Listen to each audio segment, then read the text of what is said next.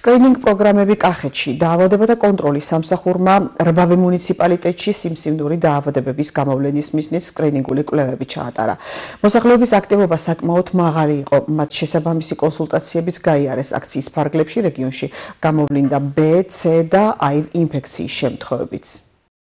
ეს ეხება სარძევე ჯირკვლის კიბოს გამოვლენას, ეს ეხება საშვილოსნოს ყელის კიბოს გამოვლენას, ეს ეხება მამაკაცებში პროსტატის კიბოს სიმსივნის გამოვლენას და ეს ეხება ქალებსაც და მამაკაცებშიც ასევე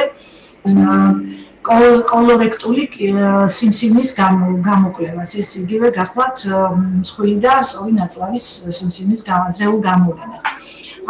ეს სკრინინგული პროგრამები სახელმწიფოს უკვე დიდი ხანია აფინანსებს და თუმცა მოსახლეობას ამის შესახებ ან ინფორმაცია არ აქვს, ან რაღაცნაირად გარკვეული მიზეზების გამო გადადებენ ხოლმე სკრინინგულ კვლევებზე წასვლას. სკრინინგ აქციები ჩატარდა იმ ლოკაციებზე, სადაც ადამიანებს შეეძლოთ რომ ადვილად ყოფილიყო, ადვილად მისულიყვნენ და გეოგრაფიულად ადვილად ხელმისაწვდომი ყოფილიყო მათთვის.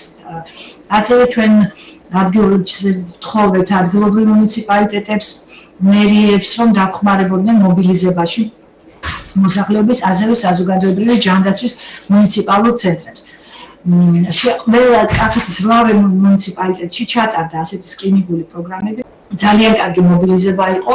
აღმოჩნდა, რომ ადამიანებს ფაქტიურად თითქმის აღარ ეშინიათ, რომ დიაგნოზი გაიგონ, ასე რომ სკრინინგი როგორც არის ძალიან ბევრი გადარჩენილი სიცოცხლე, ძალიან ბევრი ხარისხიანი სიცოცხლე. სკრინინგი კიდევ ერთხელ მინდა აღნიშნო, რომ ეს ტარდება ჯანმრთელ პოპულაციაში რაიმე დაავადების გამოვლენის მიზნით. ჯერ შედეგებზე ადრე ელაპარაკი, იმიტომ რომ ბოლომდე არ გვაქვს ეს ყველაფერი, ალბათ იქნება და წლის ბოლოსთვის იქნება ეს ყველაფერი გამოვლენიდან რამდენ პროცენტში ქონდა გამოვლენა, ადრეული გამოვლენა თითოეული დაავადების, თუმცა ის რაც ვთქვათ, მეორე მომენტი რაც ქონდა ჩვენ B, C და HIV ინფექციაზე გამოკვლევა, რომელსაც პარალელურად ვატარებდით, აქ ქონდა სხვათა შორის გამოვლენა